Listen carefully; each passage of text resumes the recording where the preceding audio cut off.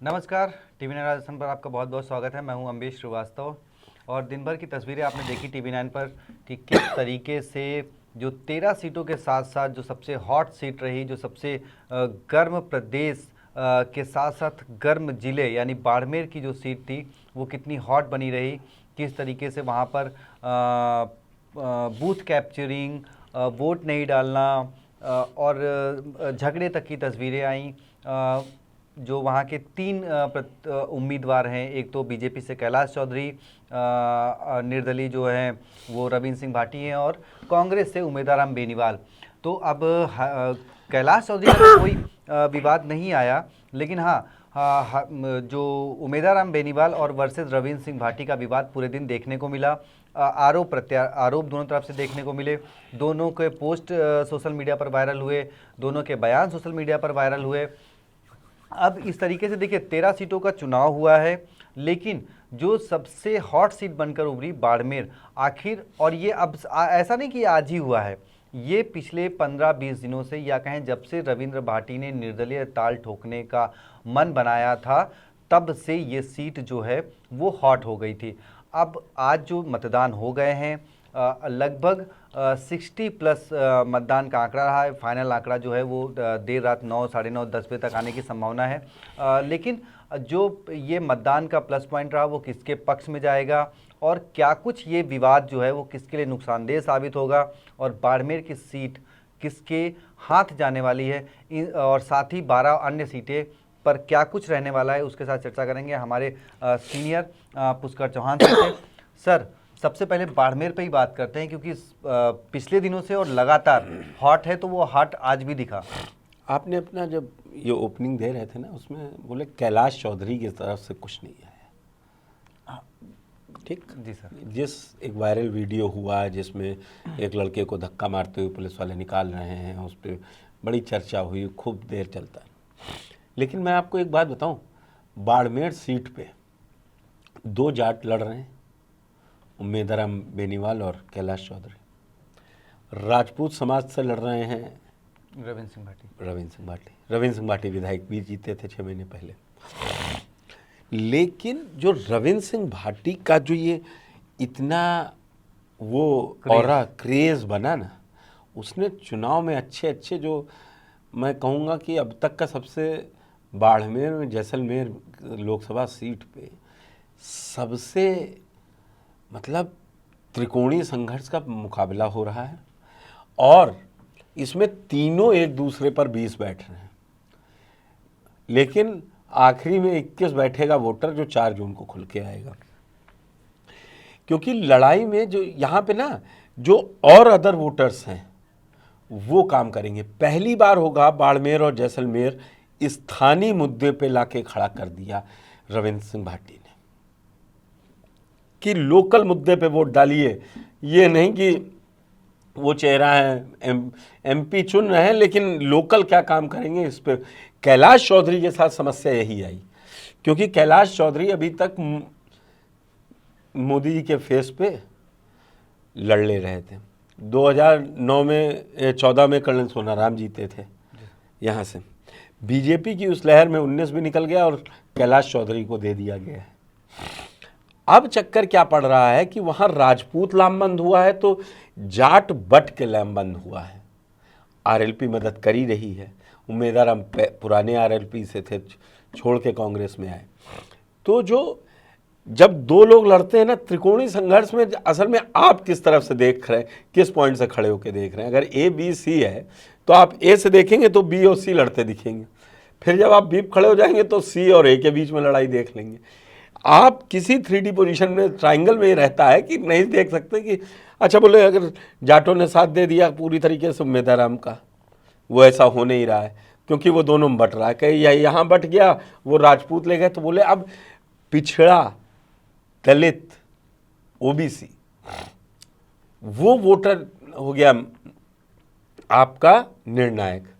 अच्छा, एक कुछ भी कहिए, पूरे देश में चुनाव हो रहा है 543 सीट पे, लेकिन जो एक वर्ग तैयार हुआ है ना, लाभार्थी वर्ग, वो बीजेपी को बड़ा फायदा करेगा। ऐसी जगह सीटों कहीं भी जहाँ त्रिकोणी हो गई ना, वो जात पात धर्म तो नहीं कह रहा हूँ मैं अभी, जात पात से उठकर कहता है भैया दे तो मोदी जी रहे हैं ना खाने को, रुपया भी आ रहा है। ये जो कनेक्शन मिल जा रहा है ना, ये जो आप 2 से 3-4% का वोटर का एज जब आप ले जाते हैं ना, तो फिर सारे जो नरेंद्र मोदी जी कहते हैं ना बैठ के कि पॉलिटिकल पंडित, बड़ा वर्ड यूज़ करते हैं वो अपनी रैलियों में कि पॉलिटिकल पंडितों का सब गणित फेल है, क्योंकि मेरा सीधा कनेक्ट ये है।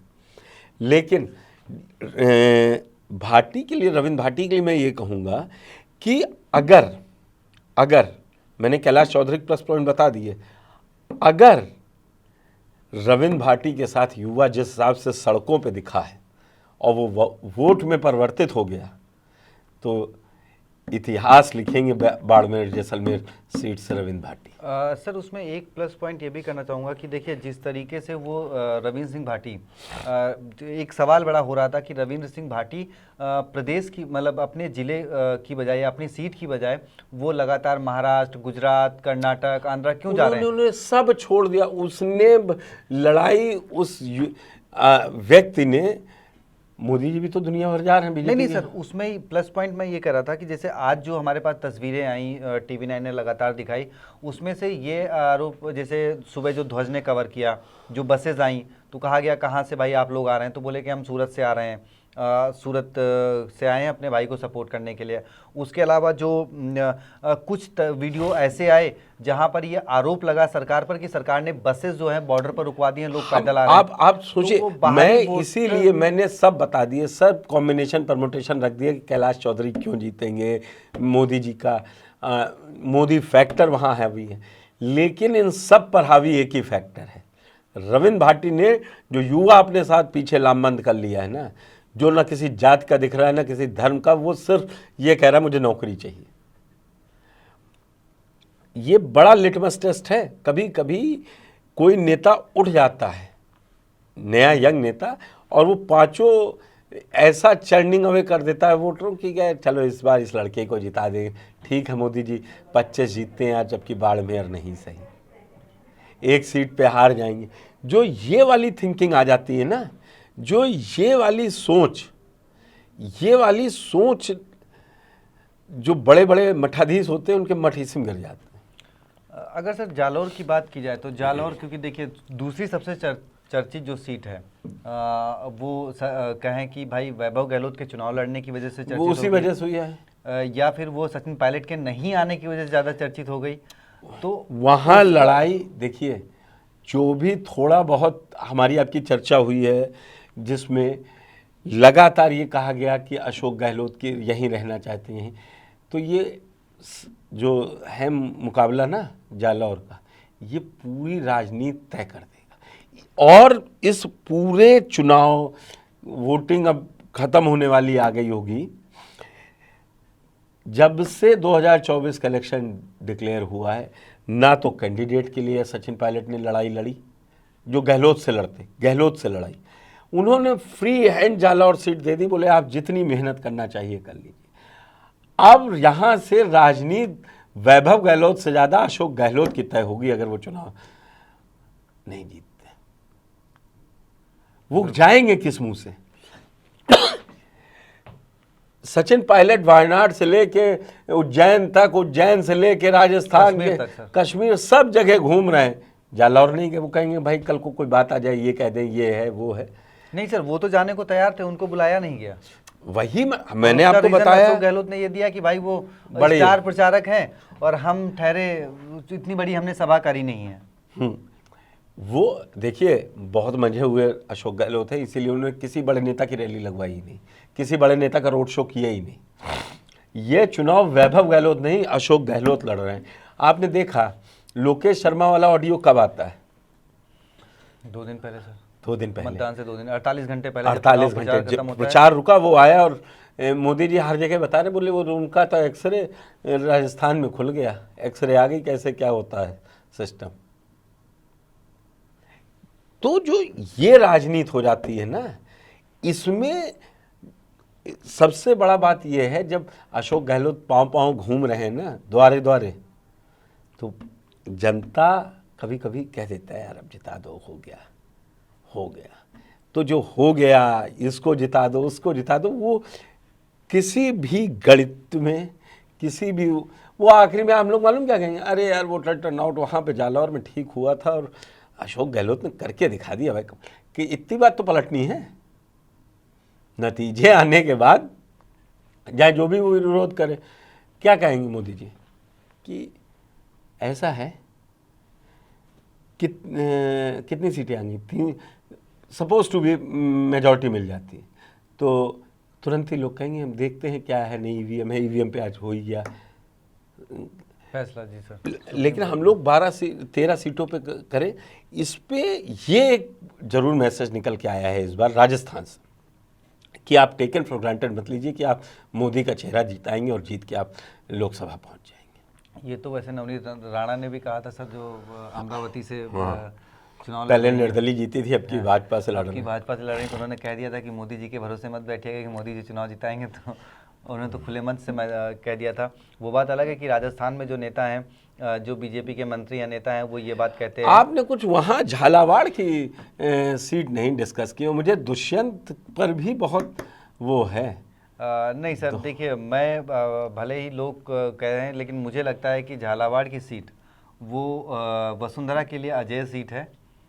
और क्योंकि वहाँ पे जो कांग्रेस ने अपना कैंडिडेट खड़ा किया है, डमी कर दिया, प्रमोद जैन भाया की पत्नी को जो खड़ा किया है, तो उन्होंने देखिए इससे पहले 2019 में अगर हम बात करें तो वहाँ पर विधानसभा का चुनाव लड़ने गए थे 2018 में मानवेंद्र सिंह, लेकिन वो टक्कर तक नहीं दे पाए थे। उसके बाद 19 के चुनाव में शायद उनको लोकसभा का टिकट वहाँ से नहीं दिया गया था। लेकिन इस बार जो अब तो मानवेंद्र सिंह आ गए ना, अब तो जी अब तो बीजेपी में आ गए हैं। लेकिन प्रमोद जैन भाया पर, क्योंकि ऑलरेडी जब वो गहलोत सरकार में थे तब उन पे बहुत सारे आरोप लगे हुए थे। उनका क्योंकि मंत्री थे तो उनका टिकट कटने की संभावना थी, वो बात अलग है कि उनका टिकट नहीं कटा। तो इस बार उनकी जो दावेदारी झालावाड़ सीट पर है वो थोड़ी सी कमज़ोर लगती है। और देखिए कितने भी सर्वेज आए हैं, वो सर्वे में भले ही 1-2% का अंतर सीटों में रहा हो, लेकिन झालावाड़ में वो अंतर जो है वो मैक्सिमम का रहा है। यही नेता साबित करता है, इसीलिए आए थे। आपने कहा वो अजय सीट है, जालौर अजय नहीं है ना अशोक गहलोत के लिए, पैदल तो दोनों ही हैं जी, ये फर्क पड़ता है। नहीं सर, अब जब मैं इसके लिए एक चीज़ और भी कहूँगा कि देखिए मैं जब अभी इससे पहले लाइव डिबेट कर रहा था, तब वहाँ पर भी एक हमारे साथ वरिष्ठ पत्रकार बैठे थे, राजनीतिक विषय बैठे थे, तब उन्होंने भी यही जिक्र छेड़ा, क्योंकि अशोक गहलोत कैसे अपने बेटे के लिए और वसुंधरा राजे कैसे अपने बेटे के लिए संघर्ष कर रहे हैं। लेकिन सर देखिए वैभव गहलोत निशाने पर रखते हैं सचिन पायलट को हमेशा, चाहे वो पोस्ट के जरिए हो चाहे मंच के जरिए हो। अब ऐसा नहीं कि वसुंधरा राजे की अपने पार्टी के नेताओं में अदावत नहीं है, लेकिन दुष्यंत ने कभी भी वो ना मंच से ना पोस्ट से कभी भी अपने पार्टी के किसी भी नेता पर आरोप प्रत्यारोप आक्षेप नहीं लगाया है। हाँ 2000 अभी बीते दिनों विधानसभा चुनाव पे हमने आपने डिस्कस जरूर किया था कि उन पर बाड़ेबंदी के आरोप जरूर लगे थे, लेकिन वो उस मामले से वो दुष्यंत उन्होंने बता दिया, वो साफ हो गया, उसमें कोई ऐसी तो बात, वो एक बाड़ेबंदी के आरोप लगे, लेकिन उन्होंने कभी खुलकर या किसी मंच पर या पोस्ट के जरिए कभी निशाना डायरेक्ट या इनडायरेक्ट नहीं साधा। तो क्या तो ये छवि क्या मतलब आपसे अगर मैं जानना चाहूँ, जो 13 सीटें हैं उसमें लड़ाई सिर्फ बाड़मेर में ही दिख रही है कि और भी? नहीं सर, बाड़मेर के अलावा बांसवाड़ा एक ऐसी सीट है, और बांसवाड़ा में फर्क जो मुझे ये लगता है क्योंकि इस पे बहुत ज़्यादा लोग डिस्कस भी नहीं करते हैं, वो सिर्फ सर्वे में देखिए आपने भी सर्वे में देखा जो अपने TV9 का आया कि बांसवाड़ा सीट जो है वो राजकुमार राउत जीत रहे हैं, लेकिन आपने आज तक राजकुमार राउत का कोई इंटरव्यू नहीं देखा होगा कहीं पे।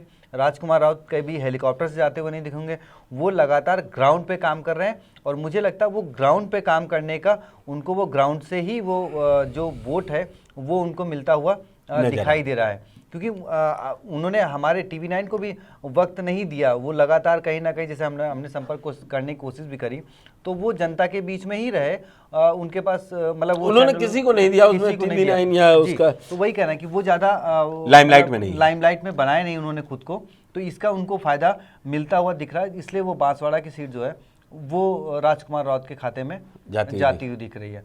अब उसके अलावा देखिए बाड़मेर हो गया, ये जालौर हो गया, आप जालौर हो गई, आपकी बांसवाड़ा सीट हो गई। इसके अलावा देखिए भीलवाड़ा और राजसमंद, ये 2 सीटें भी बड़ी भाजपा के लिए भीलवाड़ा में कोई समस्या है नहीं, सीपी जोशी बहुत बड़े नेता हैं, लेकिन अब वो पार्टी से बंधे हुए हैं तो इसलिए उनको भी टिकट बाद में दिया गया है। तो राजसमंद में भी कुछ ऐसा ही है, लेकिन वहाँ पे राजसमंद में प्लस पॉइंट एक जो कांग्रेस को जो मिल रहा है प्लस पॉइंट, वो है राजपूतों की नाराजगी, क्योंकि राजपूत चेहरे को बीजेपी ने वहाँ पे उतारा है। और क्योंकि उनके पति विधायक हैं, तो एक जो परिवारवाद वाला मामला है और एक राजपूत वाला है, वो दो जो है परेशान कर सकते हैं सर, ऐसा नतीजों में दिखाई पड़ेगा। तो वो एक परेशानी वाला सबब हो सकता है। उसके अलावा चित्तौड़गढ़ में सीपी जोशी, क्योंकि ये बीजेपी वाले सीपी जोशी हैं, तो अध्यक्ष जी हैं। वैसे अशोक गहलोत कहते हैं कि राजस्थान में एक ही सीपी जोशी हैं, स्पीकर डॉक्टर चंद्रभान सिंह। तो अब यहाँ पे सर देखिए, भले ही ये कहा जाए कि चंद्रभान आक्या का समर्थन सीपी जोशी को मिल रहा है, लेकिन ग्राउंड रिपोर्ट में जो TV9 ने सर्वे किया उसमें थोड़ा सा लोगों में नाराजगी दिखी, और ये कहा जा रहा था कि भाई देखिए चंद्रभान आक्या ने सीपी जोशी ने चंद्रभान आक्या को किसी मंच पर खड़ा नहीं किया भाषण के लिए। तो वहाँ पे थोड़ी सी एक निगेटिव इम्पैक्ट जो है वो सीपी जोशी के लिए बनता दिख रहा है। अब उसका नतीजा क्या होगा वो तो सर 4 जून को पता लगेगा। तो ये तो सर इन सीटों के आंकड़े हैं। अब देखिए 13 सीटें हैं। पहले चरण की 12 सीटों में से 3 सीटें सर्वेज में दी जा रही थी, और हमने लगभग 6 सीटों का आकलन किया था। और इस 6 पे लड़ती दिख रही है कांग्रेस, 6 पे लड़ती दिख रही है, क्योंकि उसमें जयपुर ग्रामीण, जयपुर शहर और दौसा और नागौर और जोधपुर तो सर्वे में जा ही रहे थे, जो इस बार भी जा रहे हैं, मतलब इस उसमें जा रहे हैं। तो 3 सीटें यहाँ पर भी जा रही हैं, लेकिन ये 3+ का मामला मुझे लगता है कि कांग्रेस के लिए हो सकता है। अब बाकी आपका क्या? मेरा आकलन भी इसी के आसपास है कि अगर सब वोट पड़ गए अगर कायदे से, और मुझे लगता है कि जो मोदी के फेज पे वोट पड़ रहा है अभी 2 फेज में, उसमें राजस्थान में अचंभा करने वाला कुछ नहीं है अगर एकदम से 23 और 24 सीटें बीजेपी जीता है। 1 ही 2 सीट रह जाएं, लेकिन आप 3 से 5 सीटों के कह रहे हैं। लेट्स अभी नंबर पूरे आ जाते हैं, फिर कल डिस्कस कर लिया जाएगा। बिल्कुल सर, देखिए जैसे वो आंकड़े आएंगे तो कितने % वोटिंग हुई, क्योंकि पहले चरण में कम वोटिंग ही सबसे बड़ा मुद्दा बना था कि भाई वोटिंग कम। फिर एक सीट पे करेंगे कि ज्योति मिर्दा का नागौर में क्या कर रहे हैं हनुमान बेनीवाल। बिल्कुल सर, उसके बाद तो बाड़मेर और बहुत सारी चर्चाएं होंगी। तो फिलहाल इंतज़ार करते हैं दूसरे चरण की जो फाइनल वोटिंग के नतीजे आएंगे, तो उसके बाद फिर एक चर्चा करेंगे कि भाई अब नतीजे किसके के पक्ष में जाते हुए दिख रहे हैं। और बाकी तो फाइनल जो है वो 4 जून को इंतज़ार करना होगा। धन्यवाद।